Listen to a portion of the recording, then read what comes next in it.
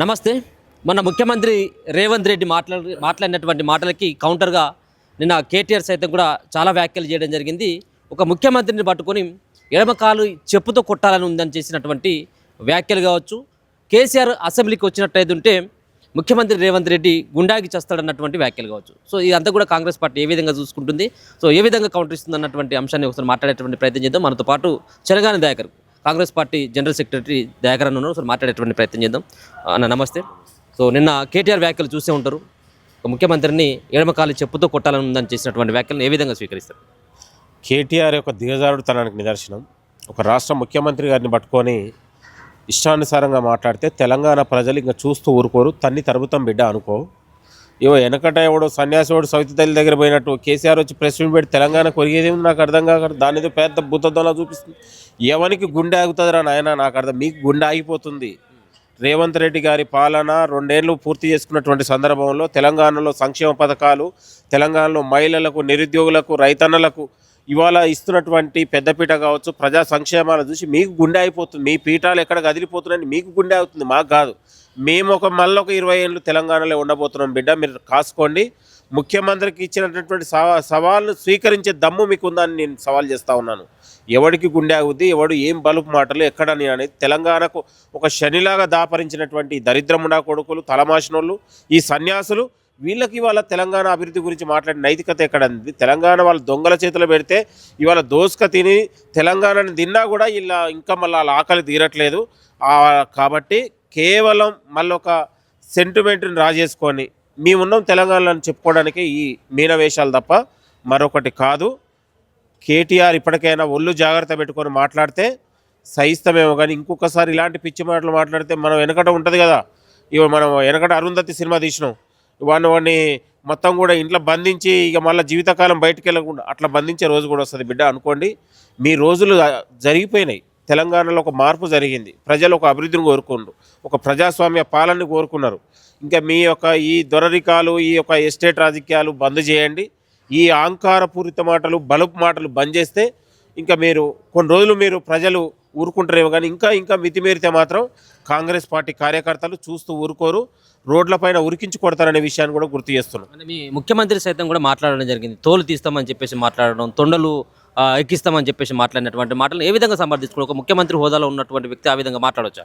ఇప్పుడు వాళ్ళు మంచిగా మాట్లాడితే మేము మంచిగా మాట్లాడతాం, వాళ్ళు స్థాయికి మించి మాట్లాడితే మేము కూడా మాట్లాడతాం కదండి. నేను అనేది ముఖ్యమంత్రి గారు వాళ్లకు ఇంకా ఏదో చూస్తూ పోనీలేని పోరగాళ్ళలాగా చూస్తుండేమో, కానీ ముఖ్యమంత్రి గారు నిజంగా వ్యక్తిగత కక్షలకే దిగితే వాళ్ళు ఇంకెన్నో తిహార్ జైల్లో ఇంకెక్కడో ఉండాల్సి వస్తుంది. నేనేమంటున్నాను అంటే ప్రజలు అవకాశం, మార్పును కోరుకుంటారు. మీ దోపిడిని, మీ అక్రమాలను ప్రజలు ఎండగట్టారు.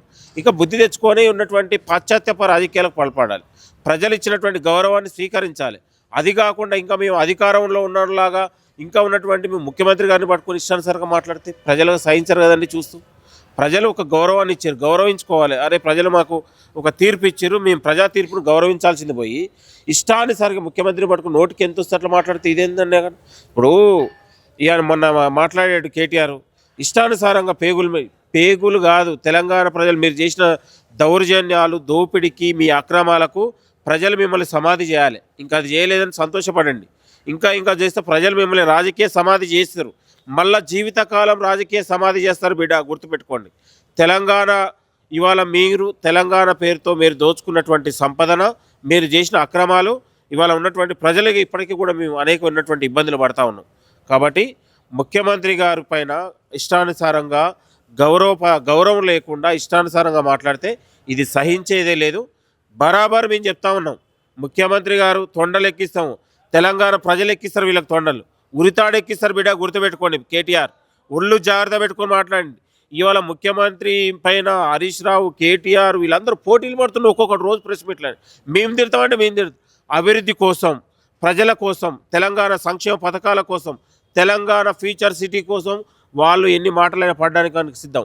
కానీ అదుపు తప్పి నోరు అదుపులో పెట్టుకుంటే ఇంకా ఉన్నటువంటి సహించే పరిస్థితి ఉండదు. ముఖ్యమంత్రి హోదాలో ఉన్నటువంటి వ్యక్తి నీ అమ్మ అని చెప్పేసి మాట్లాడడం ఇది ఎంతవరకు సరైందని చెప్పేసి అనుకోవచ్చు? ఇవాళ ముఖ్యమంత్రి వాళ్ళ అమ్మనే ఉద్దేశించి కాదు, తెలంగాణ భాషలో వచ్చినటువంటి అరే నీ అనే పదంలో మాట్లాడినటువంటి తీరు. ఇప్పుడు ముఖ్యమంత్రి గారు మంచిగా మాట్లాడితే మంచిగానే మాట్లాడతారు. ముఖ్యమంత్రి గారిని ఇష్టానుసారంగా మాట్లాడితే ఊరుకునే ప్రసక్తి లేదు. మేము మళ్ళీ చెప్తా ఉన్నాం, తన కేటీఆర్ తన స్థాయికి మించి మాట్లాడతాం. నేను అంటా ఉన్నాను కేటీఆర్ గారి భార్యకు కూడా, కేటీఆర్ గారి తల్లికి కూడా, అమ్మ మీరు ఎట్లా భరిస్తున్నారో కానీ దయచేసి ఈ సైకోని ఎక్కడికైనా తీసుకెళ్ళి, కానీ మీరు అమెరికా తీసుకెళ్తారో ఎక్కడైనా తీసుకెళ్ళాడు, కానీ తెలంగాణ ప్రజలుగా మాత్రం మాకు చాలా ఇబ్బందిగా ఉంది. దయచేసి ఎట్లా భరిస్తున్నావు తల్లి ఇలాంటి సైకో ముండా కొడుకుని, ఇలాంటి దరిద్రం ముండా కొడుకుని. ఈ తలమాసినోడు తెలంగాణకు ఒక ఏమంటారుగా దాపులాగా మారిపోయాడు. తెలంగాణకు అభివృద్ధికి ఆటంకంగా మారినటువంటి దరిద్రుని ఎక్కడన్నా తీసుకుపోయి వేయండమ్మా. తెలంగాణ ప్రజలుగా మాకు చాలా ఇబ్బందికరంగా ఉందని మేము భావిస్తూ ఉన్నాం. కేటీఆర్ అనే ఒక సన్యాసి, ఒక దరిద్రపు, ఇలాంటి తలమాసినోడు తెలంగాణకు అభివృద్ధికి ఆటంకంగా శిఖండి రాజకీయాలకు పాల్పడుతూ ఉన్నాడు. ఇంకా ఉన్నటువంటి నీ ఒళ్ళు జాగ్రత్త పెట్టుకొని, ఇంకా నీ ఉన్నటువంటి నీ బలుపు తగ్గకపోతే ఇంకా తీవ్ర పరిణామాలు ఉంటాయి బిడ్డ. కేటీఆర్ రాసి పెట్టుకో.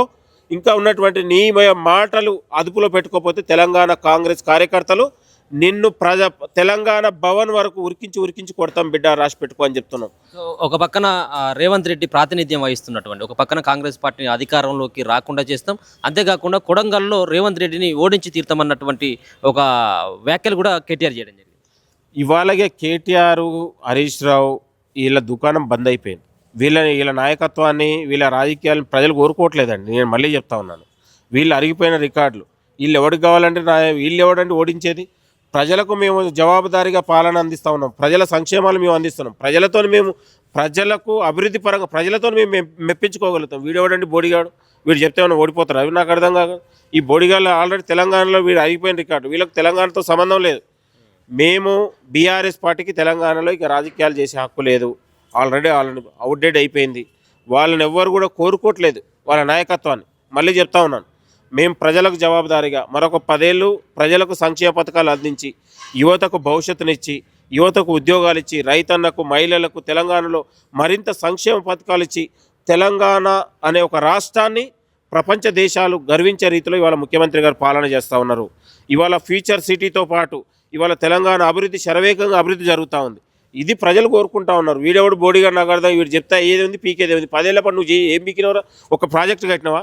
ఇంకేదైనా ఒక కాలేజీ పెట్టినావా? ఇంకేదైనా చేసినావా? ఏం చేసినావు నాకు అర్థం కాదు. తెలంగాణ కాంగ్రెస్ కట్టిన ప్రాజెక్టులకే నువ్వు సున్నాలు వేసినావు, నాకు అర్థం కాకడతా. తెలంగాణ నీళ్లు తీసుకుపోతుంటే పోతిరెడ్డిపాడు, శ్రీశైలం రిజర్వాయర్ నుంచి పోతిరెడ్డిపాడుకు నీళ్లు తీసుకుపోతుంటే చేపలకూర తినొచ్చినటువంటి మీ అయ్యకు ఇవాళ మీ అయ్యని కృష్ణా నది జలాల గురించి మాట్లాడితే సిగ్గు అనిపిస్తూ ఉంది. ఇవాళ తెలంగాణను అప్పనంగా నీళ్లు దోసుకుపోతుంటే చేతులు కట్టుకొని ఆంధ్ర పాలకుల దగ్గర మోకరిల్లినటువంటి మీరు దరిద్రులు, మీరు ఇవాళ తెలంగాణ గురించి మాట్లాడుతుంటే నాకు అర్థం కాదు. ఎల్లుండి నుంచి స్టార్ట్ కాబోతూ ఉన్నటువంటి అసెంబ్లీలో కేసీఆర్ను చూసి తట్టుకున్నటువంటి శక్తి రేవంత్కు లేదు. ఆయనను చూస్తేనే కాంగ్రెస్ పార్టీకి సంబంధించినటువంటి మంత్రులు కానీ ఎమ్మెల్యేలు కానీ గుండాకి చేస్తారన్నటువంటి వ్యాఖ్యలు కూడా చేస్తాను.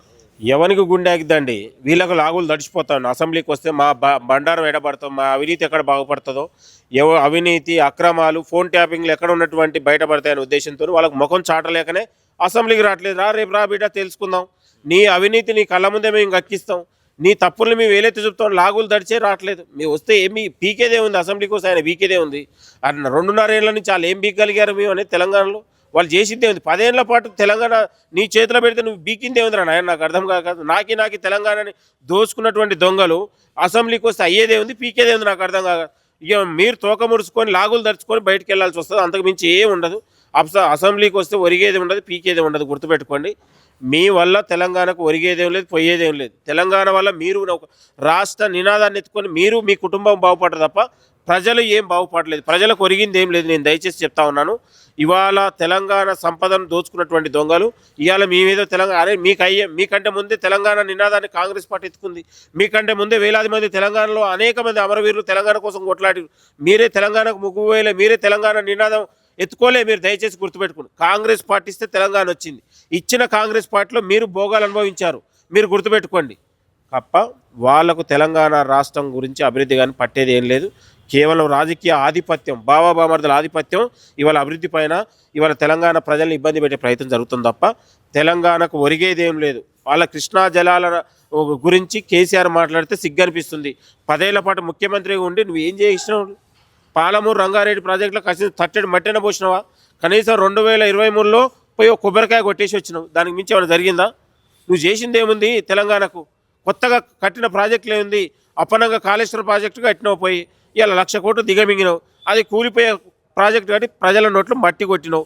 అది ఆల్రెడీ శిక్ష సిబిఐకి ఇచ్చినావు. ఇక సిబిఐ అంటే బీజేపీ వాళ్ళతో నువ్వు అంటవాటుగా మొన్నదాకా సహజీవనం చేసి ఇప్పుడు అంతమందికే అక్రమ సంబంధం బీజేపీ వాళ్ళతో అయింది. ఇప్పుడు సహజీవనం బయటపడ్డది. సర్పంచ్ ఎన్నికల్లో బీజేపీ బీఆర్ఎస్ కలిసే పోటీ చేసి బరాబర్గా కలిసే మీరు బయటకు వస్తారు. ఇంకా మీ దగ్గర రాజకీయం ఏముంది నాకు అర్థం కాకడతా. కాబట్టి తెలంగాణకు ఒరిగేదేం లేదు. తెలంగాణకు ఒక జవాబుదారిగా ఇవాళ ముఖ్యమంత్రి రేవంత్ రెడ్డి గారు పాలన నడిపిస్తూ ఉన్నారు. ప్రజలు సంతోషంగా ఉన్నారు. కాంగ్రెస్ పాలనలోనే ఇవాళ ధర్నాలు పోరాటాలు లేని తెలంగాణ నిర్మించగలిగినాం. ప్రజల ఆకాంక్షను గుర్తించగలిగినాం. కవులు కళాకారులకు పెద్దపీట వేయగలిగినాం. నిరుద్యోగులకు పెద్దపీట వేయగలిగినాం. రైతులకు పెద్దపీట వేయగలిగినాం. ఇవాళ మహిళలు రైతులు అనేక సంక్షేమ పథకాలు ఇవాళ తెలంగాణలో ఇవాళ నూరు పూలు ఆరుకాయల్లాగా ఇవాళ ప్రజాపాలన కొనసాగుతుంది. ఇవాళ మీరు కాళ్ళల్లో కట్టబెట్టి శిఖండి పాలనలాగా చేసి ఇవాళ బీజేపీ బీఆర్ఎస్ ఇవాళ సహజీవనం చేసుకొని తెలంగాణను అడ్డుకునే ప్రయత్నం జరిగినా ప్రజలు మా వైపే ఉన్నారు. ప్రజల కోసం పనిచేస్తూ ఉన్నాం. దయచేసి గుర్తుపెట్టుకోండి. కేటీఆర్లు వచ్చినా హరీష్ రావు వచ్చినా తెలంగాణ కొరిగేదేం లేదు. కేసీఆర్ 2 ఏళ్ల నుంచి ఫామ్ హౌస్లో పండుకొని ఇయ్యాలేదో కొత్తగా మాట్లాడుతుంటే ఎట్లండి. కాబట్టి కేసీఆర్ మీటింగ్లు పెట్టినా తెలంగాణ కొరిగేదేం లేదు. ఆయన ఇంకేదో కింద పండుకొని బొర్లాడినా మాకు ఇది సంబంధం లేదు. గుర్తుపెట్టుకోండి. Thank you so much. So మొత్తానికి ఇది ఒక పక్కన ప్రభుత్వం ప్రజా సంక్షేమం కోసం పనిచేస్తూ ఉంటే కాళ్ళలో కట్టెపెట్టేటువంటి ప్రయత్నం చేస్తూ ఉన్నారు. ఒకవేళ కనుక డిస్కషన్ చేయాలంటే, ఒకవేళ కనుక చర్చ పెట్టినట్టయితే దమ్ముంటే మాజీ ముఖ్యమంత్రి అయినటువంటి కేసీఆర్ అసెంబ్లీకి రావాలని చెప్పేసి ఒక పక్కన హెచ్చరించడంతో పాటు మరొక పక్కన ముఖ్యమంత్రి పైన ఏ విధమైనటువంటి వ్యాఖ్యలు, అనుచితమైనటువంటి వ్యాఖ్యలు చేస్తే ఇక్కడ నుండి చూస్తూ ఊరుకునేదే లేదని చెప్పేసి జనగాని దగ్గర అయితే హెచ్చరిస్తున్నారు. చూస్తూనే ఉండండి మన తొలి వెలుగు.